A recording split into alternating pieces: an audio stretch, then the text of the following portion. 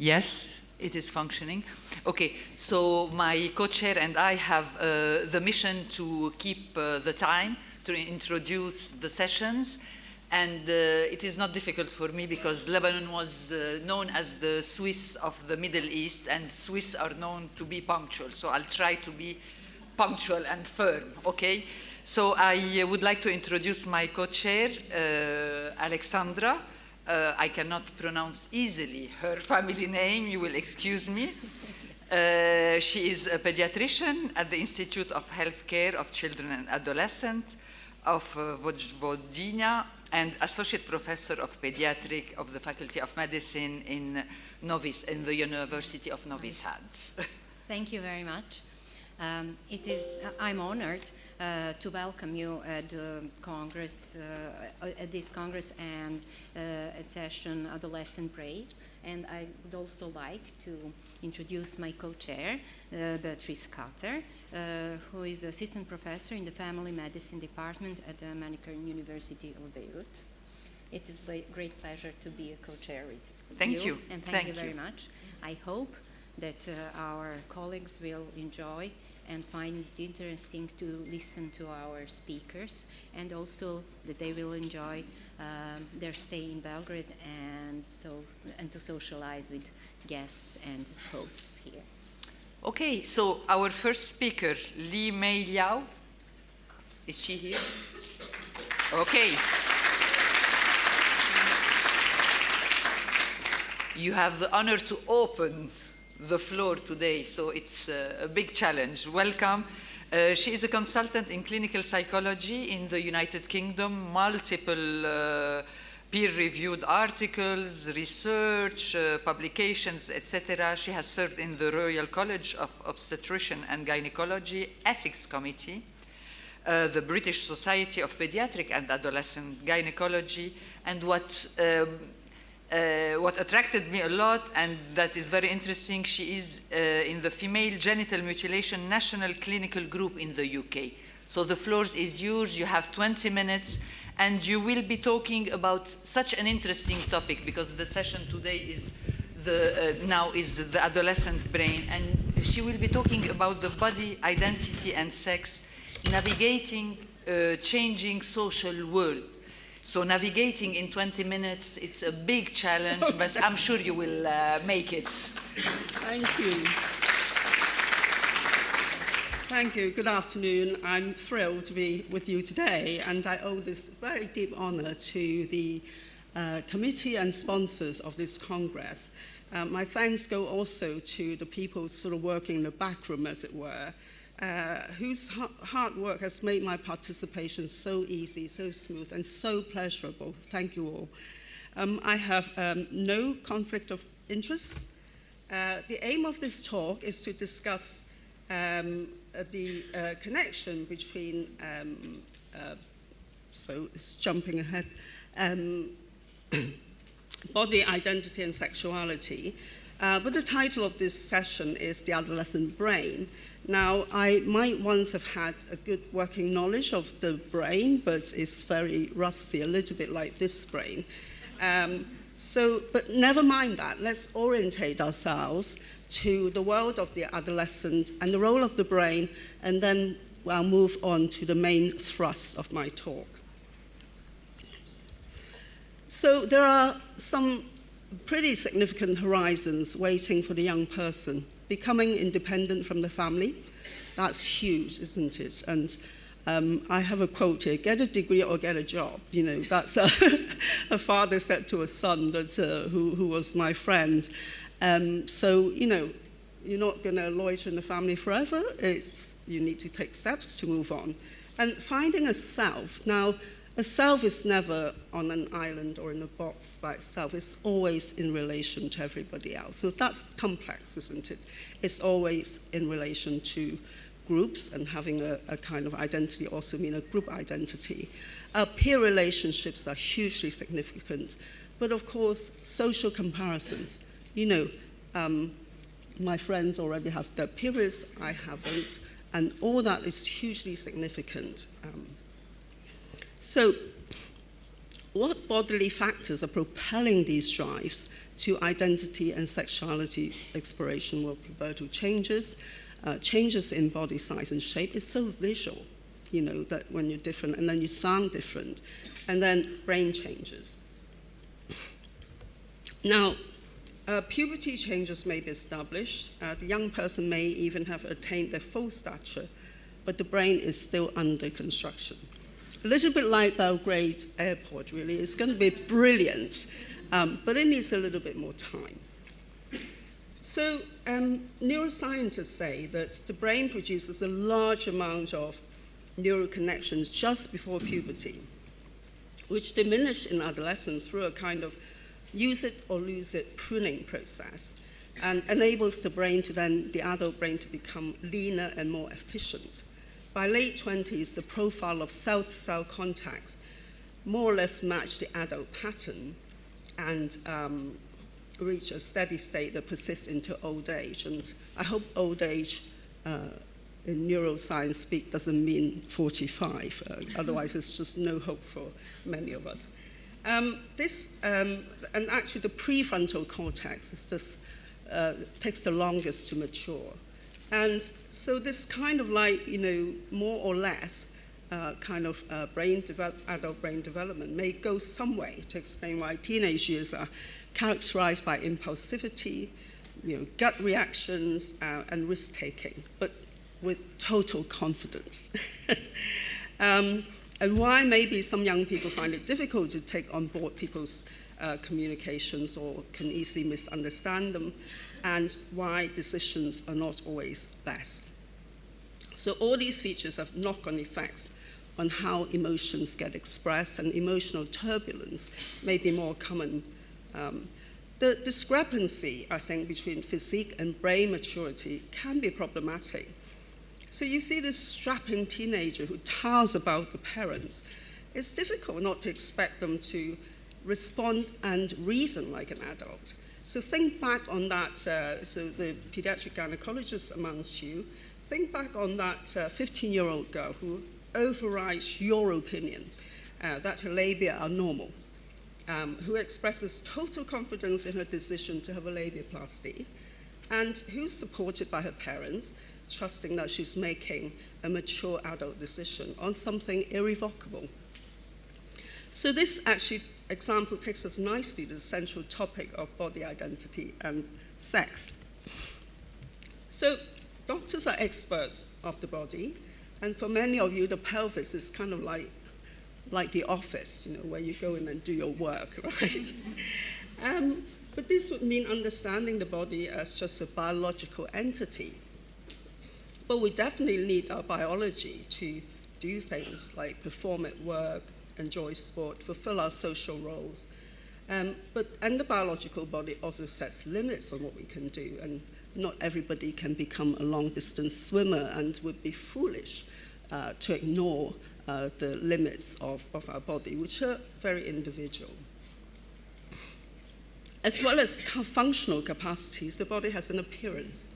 Factors such as pubertal timing, changes in body mass index, sexual maturation, affect the way young people experience their body and perceive themselves. Our bodily characteristics, for example, skin tone, facial features, and body size and shape, signify to the world how we fit within a preordained social hierarchy. You know, this is better, this is worse, that kind of thing. It's a very judging, evaluative world. So put it this way, the body is kind of also a cultural device. And, you know, we put a lot into managing that device. For example, women in many parts of the world would invest more time and effort on having nicer hair and skin than on building biceps. Men may do the opposite. They're acting on social scripts which are gendered and culturally supplied, so we don't choose to have them. We don't get to rewrite them as individuals or reconstruct cultural ideals, but promoted relentlessly, they can escalate body insecurities, which can feed into a diminished self-concept. Of course, it's much better to appreciate one's body, to have a positive body image, but this would require acceptance, respect, and favorable opinions of the body, the individual will have to somehow repudiate internalized cultural ideals and resist social judgment. That's easier said than done, right? So for most people, the body requires labor to make sure it looks and functions in ways that can support our preferred identities.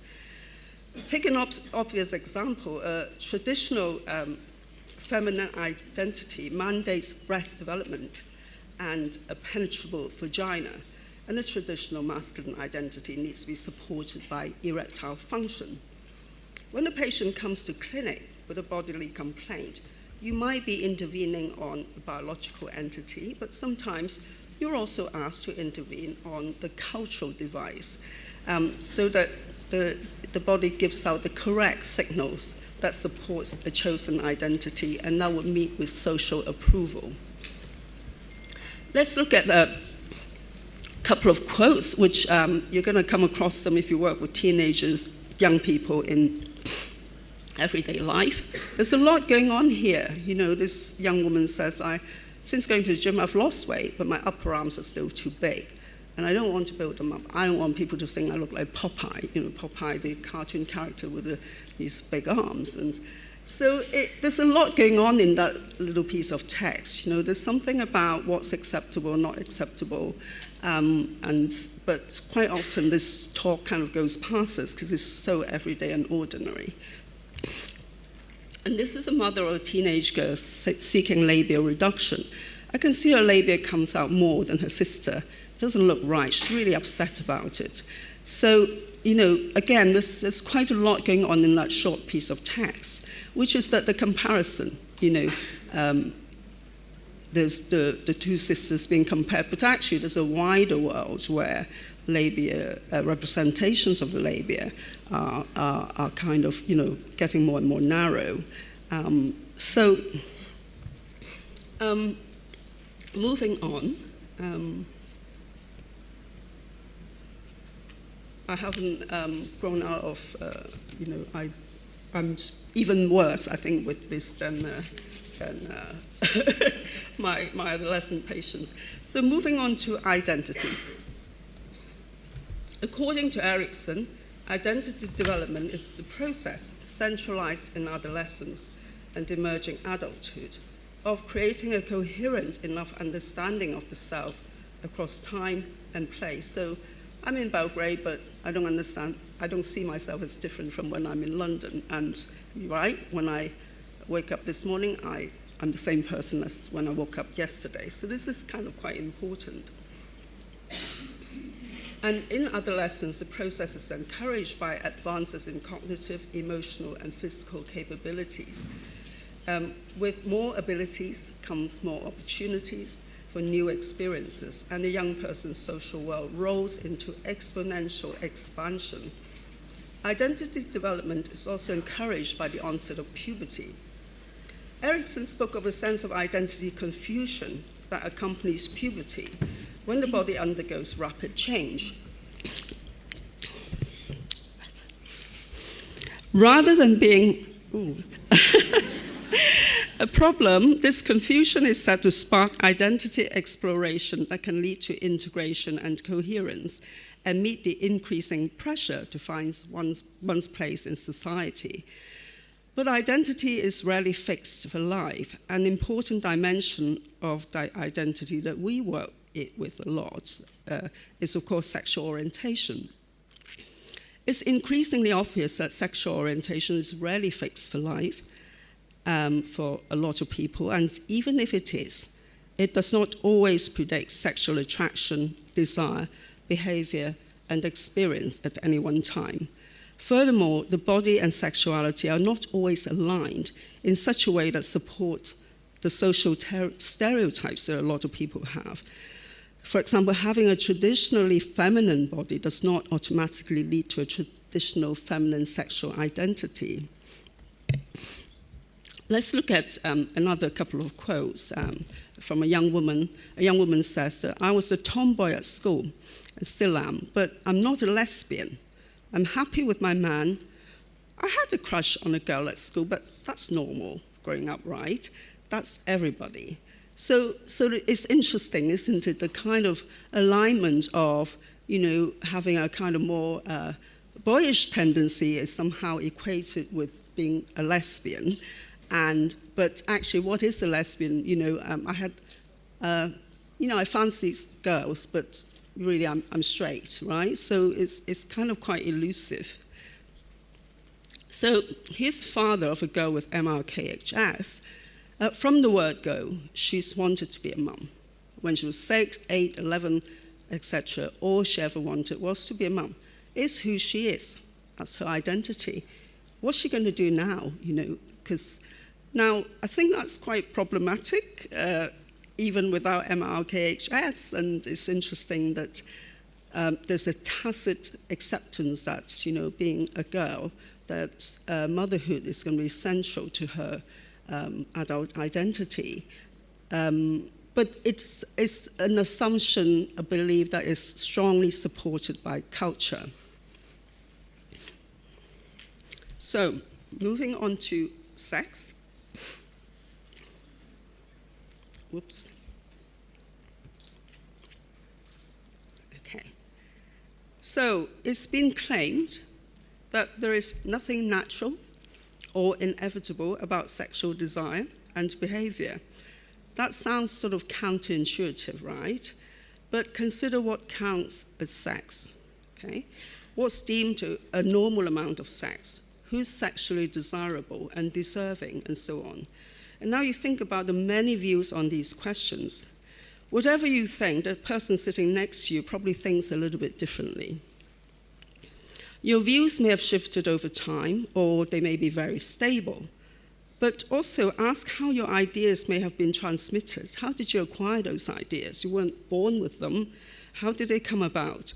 So was it through conversations at school, at home, or in the social sphere, or through advertisement, books, movies, TV series, pornography, music, social media platforms, video games? So the point that I want to make here is that we draw on discourses that construct meanings about sexual desire and activities. For example, when people say sex, they tend to mean heterosex, and actually more often than not, coitus. Other activities are culturally demoted as foreplay for heterosexuals at any rate, and this is really problematic when a patient has pleasurable, non-penetrative sex but presents herself for treatment because coitus is problematic or not enjoyable. So the coital imperatives finds company in other ideological constructions about sex. Modernist sex research, with plenty of help from the popular media, has created an orgasm imperative. Orgasm is privileged as a natural, inevitable, and necessary part of sexual activity. It's been transformed from being an incidental experience into a cultural benchmark for every sexual encounter. It's not just something that one could experience, but should experience. And as a requirement, obligation, and responsibility, is not exclusive to heterosexuals and bears the hallmark of good sex and good relationships for Anglo-Europeans. The imperatives often create a sense of failure when people do not perform to certain standards or experience sex in particular ways. So let's look at two more quotes. So this woman says with CAH, my boyfriend is very patient when we've not had full sex yet. So it's interesting, isn't it? We've done everything but not full sex, and so somehow there's it's not proper, it's not the real thing, however enjoyable you may find it. He knows I don't want to be touched down below. His sex with other girls, he would be able to tell I'm different. So again, it's how oneself is presented, matters a great deal. 3 minutes. So another quote, I'm not as into sex toys as she is. This is a same-sex couple. To be honest, I'm less keen on sex, full stop. That's not normal, is it? Sex is okay when you're in the mood, but otherwise it's better just to relax together, watch TV, that kind of thing. Yeah. Am I asexual? Okay. So, right, so speeding on. So sexual desire, pain, pleasure, and so on, they vary throughout life, subject to changes in personal circumstances. And we kind of know that, and yet people do hold on these very, very rigid ideas about sex, which is very performance-driven. So I can't, okay. So in her book, Sexual Fluidity, American sexologist Lisa Diamond discusses developmental changes tracked over 10 years in 100 young women, and suggests that actually what women want is far more complicated, and they could move maybe from same-sex experiences to heterosexual and back again, or vice versa. Freud is often quoted to say, what do women want? And yet he was a heretic in his time. He would be the first person to tell you that identity and sexuality are negotiated relationally throughout life and cannot be fixed. He would also tell you that masculine and feminine traits are part of our psyche, that all human beings have a bipotentiality. So to summarize them, just 1 minute, okay. Adolescence is a time of physical, psychological, and social expansion. More is expected of the emerging adult at home, at school, at work, and so on. And the changes drive identity exploration, and sex is on the cards. All of the developmental processes and outcomes are subjected to cultural scripts. Our patients may be worried about bodily characteristics that are medically unproblematic, but don't meet social expectations. And so I just want to kind of really end with the sort of ballpark message, is that actually sometimes, doctors nowadays are increasingly expected to not just treat diseases, but to intervene at the sort of cultural level. And this is something that really deserves ongoing conversations. And I could go on and on with this diagram, it's more complicated than that, but that's the gist of it. It's thinking about things not in a linear way, but interrelated. And I wish you many interesting, edgy, exciting conversations with your patients. Thank you very much for listening. Thank you very much. That was a very interesting way of starting. So many things to think about later on and to discuss. Thank you. Okay.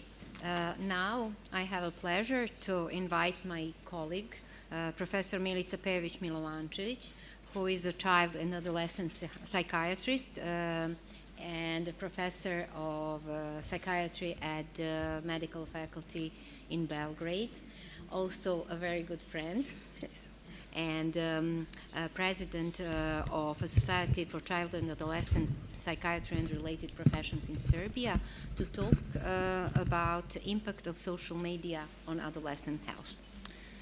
Hello, everyone. Dear Dr. Stanković, first let me congratulate you on this, organizing this meeting. It's absolutely amazing, and I'm very proud that you are a member of our faculty. Dear colleagues, welcome to Belgrade once again. It's really a pleasure to have you all here. In last 2 weeks was the hardest week of my professional life. Probably some of you know about this mass shooting that happened 2 weeks ago. And presence in this Congress is something that I devote to my dear friend, Dr. Katarina Sedlecki. Actually, she invited me, and we are working closely for many, many years. Unfortunately, treating eating disorders and treating sexual behavior, child sexual abuse and things. So that's the reason I come, because I just want to show you we are friends and colleagues and everything.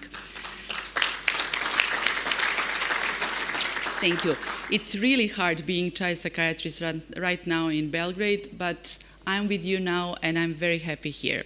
So I was impressed when you asked me to give a lecture about impact of social media on adolescent health, because this is something that really we don't know so much, especially as a child psychiatrist, in a way that we are dealing with many things. To tell you the truth, there are only 33 child psychiatrists in Serbia, covering population of 1.7 million people. So let's say one child psychiatrist on 41,000 children and adolescents. So there is a lot of work, and not to tell you how it's right now. But anyway, Speaking about social media, the transformation of society has been linked to the technology changes that are an important part of people's lives. It is important to specify that social media differ from other types of internet platforms in that they are characterized by their mass use, they allow content creation, and they are not only consumed passively, making it possible for people who do not have formal knowledge about mass media to produce information.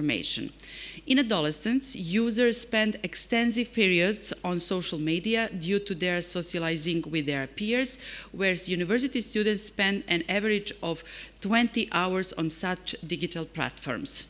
The number of daily social media users exceed 53% on the global population and 80% among more developed nations. Adolescents frequently use social media as the interaction with the peers, so we have to deal with the social media. So when we are speaking about what the situation in Serbia, we have some research which we can share with you. So in a research performed on a group of the participants aged 9 to 17 in Serbia, on average, just over 3 hours per day are spent on the internet. And you can see this on the graph 3. However, time spent on the internet depends largely on age. The older the child, the higher the average number of hours spent online during the day, and age differences are very pronounced in this regard.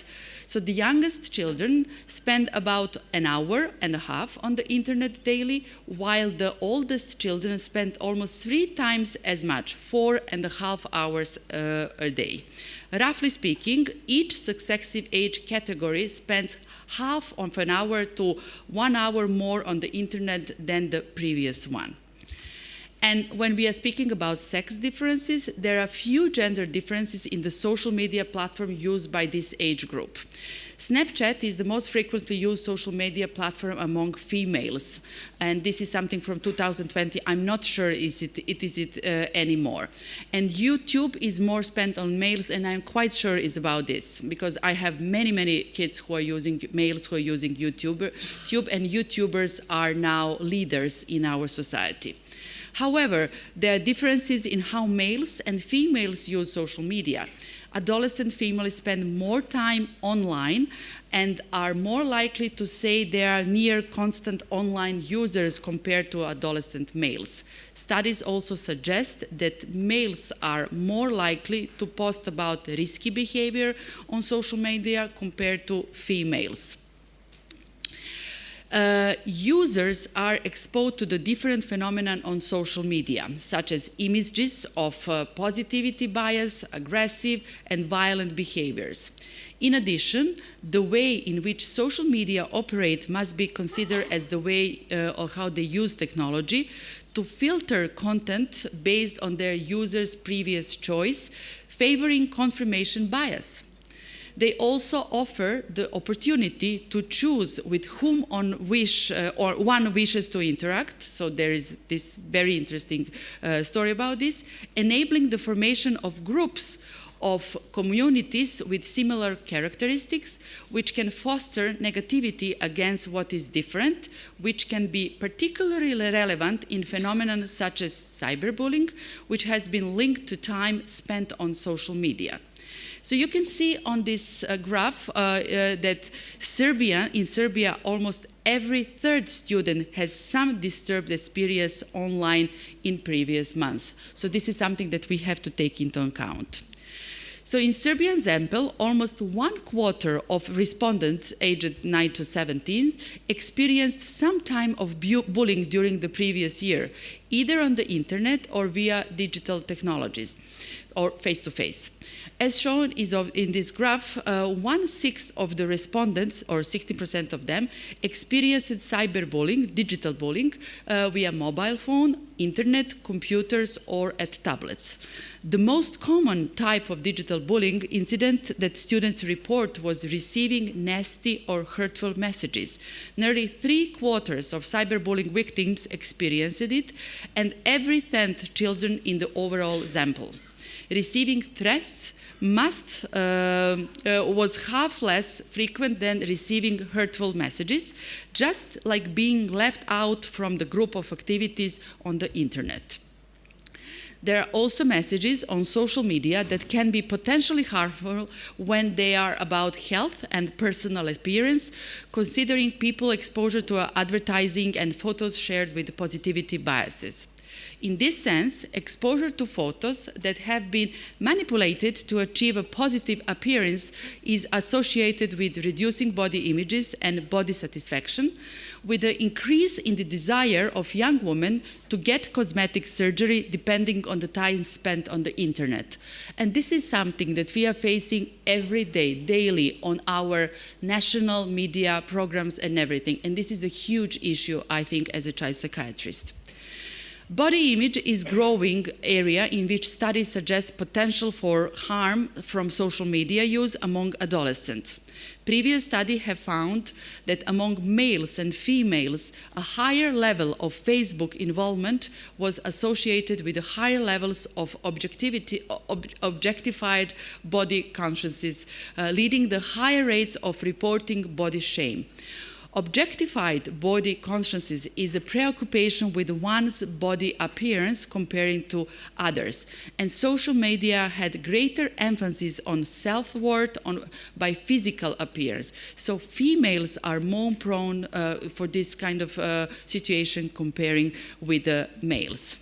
So when we come to the eating disorders for males and for females, appearance and weight have been proposed as a moderator between excessive time on social media and restrained eating. It is common for young people to make unrealistic comparison of themselves to celebrities or other individuals online with ideal bodies. So these unrealistic expectations may have negative health consequences, such as contributing to the risk for eating disorders. And we have a lot of patients together, people from Institute of Mother and Child Care and Institute of Mental Health. So, on the other hand, users can be confronted with demands and difficulties such as dissemination of false and manipulated news in the post-truth era, which are produced and put into circulation intentionally to obtain benefits such as more visits by users. This is combined with the people sharing information without a review process for this content, since positive feedback from other users prevails. Consequently, fake news goes very quickly, and we are facing fake news a lot of time. So when we speak about social media addictions, we can say that we have several factors, and problematic social media use is markedly similar to the experience of substance addiction, thus leading to problematic social media use being modeled by someone as behavioral addiction, social media addiction. And unfortunately, due to time, I don't have time now to go more on this, but let's say that social media addiction has been depicted as characterized by the following 6 symptoms: silence, mood modifications, tolerance, withdrawal, conflict, and relapse. And then when this is developing model of this social media addiction has been gaining popularity as the most widely used conceptualization of problematic social media use and guiding the development of relevant measurement tools. So this social media addiction is not formally accepted. So some people talk about premature pathologization or cognitive behavioral or contextual models, or the causes and risk factors and consequences yet to be developed and yet to be understood. And we really need further research on it. But just to mention, in the new classification, ICD-11, we have specific diagnosis of using internet as a process and as a disorder. So this is something that we need to know. So the findings show that problematic social media use is associated with about 2 times higher odds for worse sleep quality and lower life satisfaction. It is also have effect on physical activity and might be sex dependent. This kind of negative health preoccupations are more prominent in girls with problematic social media use compared to boys. So it is important to note that the use of social media is not negatively itself, and we have to use social media, so this is something that we have to get on our side, because it can also increase social capital, foster friendship, and reduce feelings of loneliness. We all know what happened in COVID pandemic. So, however, it depends on the user characteristic and how the different platforms are used. As a result, teaching and learning competencies for the use of these internet platforms are something that our adolescents are far more informed than we are, and we have to admit this. So while online platforms have become important alternative and complementary layers of the health information and psychosocial support ecosystem for patients with chronic illness and caregivers. Also, social media has revolutionized and improved communication of people living with rare disease, and etc. And just to tell you that in Serbia, like 6 months ago, we started one platform, Are You Okay? And this is something that people online have online psychotherapy support. And it's very, very useful. We will use this as a tool also in this situation as a psychosocial support. So this is very interesting use of social media. Also, social media and reproductive health education can be very, very important. Previous work supported the cisgender and this kind of special gender minority youth group. They are very open to interacting with healthcare professionals through social media. And many adolescents use social media and the internet to learn about reproductive health, but have some concerns about the accuracy of information found online. In one study, which is for me was interesting, a majority of adolescents were amenable to learning about reproductive health on social media via valid source. So we need to let them use valid sources. And this is something that is in our country very important to have on such some kind of platform, something that our health workers are presenting via social media about the reproductive health. So social media in health education research, Facebook was the most common platform utilized for previous studies. So Facebook has been shown to be a feasible platform for participants' recruitment and to educate adolescents about sexual and reproductive health.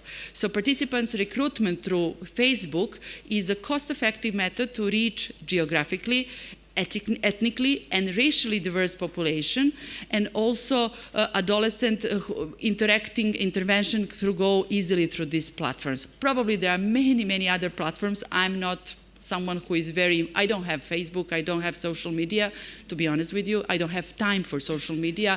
I was Twitter voyeur for some time now, even I stopped this. So, but I know that people are using so much social media, so we need to use them in our way.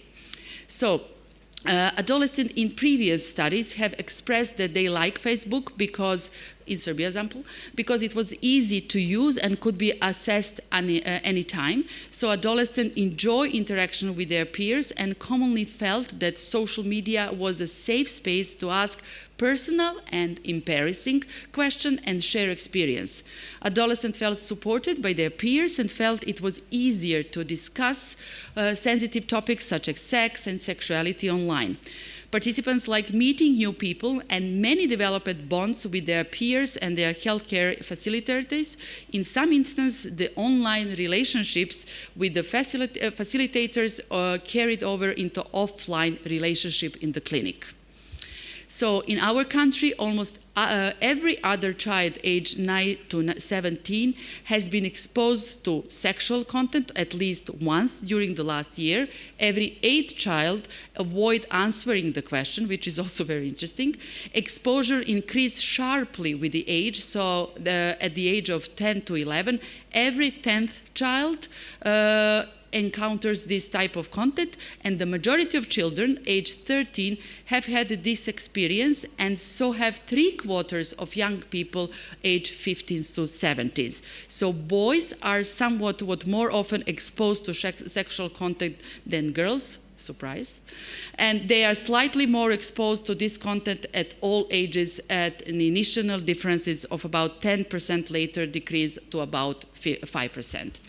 So digital media use has increased rapidly during the past 2 decades, and media use is now a major issue in adolescent development. So online connections and communication can help foster healthy identified development and provide needed peer support, particularly for adolescents from historically marginalized communication, and to be honest, for the participants from my clinics, children with mental health problems. So online harassment or cyberbullying is a common phenomenon. Media use can interfere with sleep hygiene and quality, and screen-based sedentary behaviors have been associated with decreased physical activity, decreased aerobic fitness, and increased adiposity among adolescents. So counseling adolescent patients about safe and healthy media use is essential for all of us. And to conclude, my favorite Netflix series is Sex Education. So anyone who hasn't seen yet, please do it. And this is something that I start this to offer my clients to see this, and especially I offer this to parents of my clients. Thank you very much.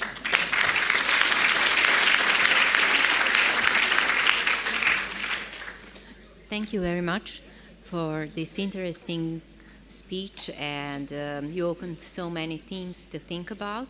And now I would like to invite Angela Aguilar, who is currently the president of the Philippine Society for Gynecologic Endoscopy and the public relation officer of the Philippine Society for Reproductive Medicine, to talk about Fiji's statement mental health.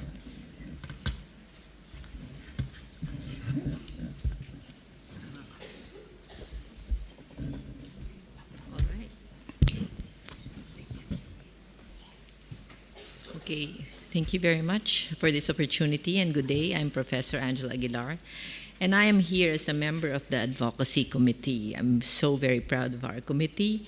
It's composed of Evelyn Ruz, Judy Simsedan, Emily Gelson, Mariela Orti, Anastasia Patopoulos, Clara Dinuncio, and myself. And these are wonderful people, but more than wonderful, they are very passionate people. So we make good work as advocates. So this is our collaboration regarding our mental health in children and adolescents from the pediatric gynecologist perspective. So the short outline of our papers as follows. I will pick out several statements for emphasis, and so that we will be able to propagate this, shall we say, gospel to all of our constituencies. The purpose of this paper: first, the perspective we are taking; second, the effect of gynecologic condition on mental health; the added stress of the pandemic; and finally, our call to action. So let us first talk about why we have to write this position paper. The adolescent is in a transition, both biologically and socially, and hormonal changes in the vagaries of peer relationship characterize the transition. These changes profoundly impact our young individual. So a safe, supportive environment is necessary to allow the adolescent to emerge from this transition as a healthy individual. However, this transition makes the adolescent vulnerable and prone to adjustment issues, which may have long-lasting effects well into her adult life. Thus, difficulties and even emerging pathology should be recognized through screening and provided support to mitigate any negative effects, current and future. So the perspective we are about to adopt is unique. Many lifelong mental health issues emerge early. In fact, 1 to 2 of 10 children and adolescents have disorders, and most who will have eventual morbidities in later life are diagnosed by the age of 25. So these morbidities would include, for example, anxiety, depression, ADHD, but these are not limited to these 3 diseases. So suicide is a real threat, and this may be an end stage to unrecognized or untreated depression or anxiety. Substance abuse is common and may actually be an attempt at self-medication of these morbidities. So the magnitude of the problem is immense, and in fact, suicide is the second leading cause of death in the adolescent as well as the young adult. Another point is that there's a particularly vulnerable population we have to attend to. These are young individuals with gender identity issues, and support for this group should be accessible, competent, as well as appropriate. So given the concerns about mental health in this segment of the population, how do gynecologic conditions affect the adolescent at this difficult time? Hormonal cycles commencing at puberty are affected by psychosocial stressors. Menstrual cycles are actually a vital sign, and for example, any delay may be due to concerns, such as, for example, eating disorders, environmental stress, or even medication already being taken for depression or anxiety. So it's a vice versa thing. Conversely, menstrual disturbances are stressors by themselves, and primary dysmenorrhea and, for example, heavy bleeding can seriously affect the adolescent's quality of life. So a history of sexual abuse is another confounding factor. This complicates an already heavy burden the young individual must bear. So additionally, given everything that is going on in the adolescent life, care should be taken to prevent and preempt any future problems. Risky behavior may lead to sexually transmitted infections with the potential for a lasting impact on her future fertility. Moreover, an unplanned pregnancy is a life-changing consequence for the teen. For the gynecologist, it may be beyond our scope to provide the whole package of psychosocial interventions, but at the very least, we should be equipped to screen for comorbidities and refer for support. If there is an opportunity, we endeavor to provide full service for multidisciplinary care. A one-stop shop is ideal, but at the very least, please coordinate the care among several services, because this will improve our offers in no small way. So what is within our usual services is to meet the contraceptive requirements of this group and render STI treatment as well as prophylaxis. Lastly, reassurance should be provided for the menstrual changes of mood or psychotropic medications, because this likewise may affect their menstrual cycles. So the pandemic has made a profound, if not lasting, impact in the gynecological health of the young. It aggravated the already difficult psychosocial transition of the adolescent. It challenged the resilience of many a family to which these teenagers belong, limiting their ability to support their distressed young member. So with family resources challenged, peer support was almost cut off if it were not for virtual interaction among their peers during the pandemic. So social media was a lifeline for many, though admittedly it may have had an adverse effect on the others. So there's a two-way or a two-pronged effect of social media. Nevertheless, the family as a source of support for many likewise may have an unfortunately risk for abuse of kids who are remaining in their homes or within their homes, and this may be heightened by the lockdowns. So if they're prone to abuse when they're out, they're more prone to abuse during lockdowns. In the matter of social media, as you have heard from the previous speaker, while it may be a support and education for some, others experience unhealthy interactions through this venue. So this exposure has to be examined and managed so we can realize a productive utilization of this 21st century resource. Given everything happening all at the same time in the adolescent's life, we would like to provide a way forward so we can effectively help the teen navigating this challenging phase. So this is our call to action. We should realize our role as screeners of existing and emerging comorbidities such that we are able to refer, if not provide, an early intervention for the teen. We should recognize that psychosocial support is a necessary part of adolescent services and resources, and we should be endeavoring towards providing a comprehensive program from promotive to preventive to curative and rehabilitative. We should equip healthcare providers with necessary skills, not only considering screening as a basic service, but consider mental crisis handling as a necessary first aid to treat or manage these adolescents. We should be able to anticipate, relate, even mitigate gynecologic health concerns as it affects the mental wellness of the teen.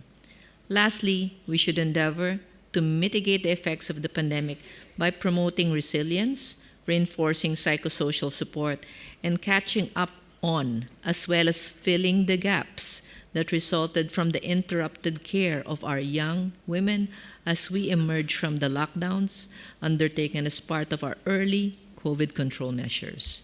So we conclude with this statement. Our role as mental wellness providers for the teen is nascent, albeit immense, and our realization of this role allows us to provide a holistic and comprehensive management for all of the young individuals under our care. And with this last statement and conclusion, we hope that no kid, no adolescent, no child will fall through the cracks once more. So thank you very much for your kind attention.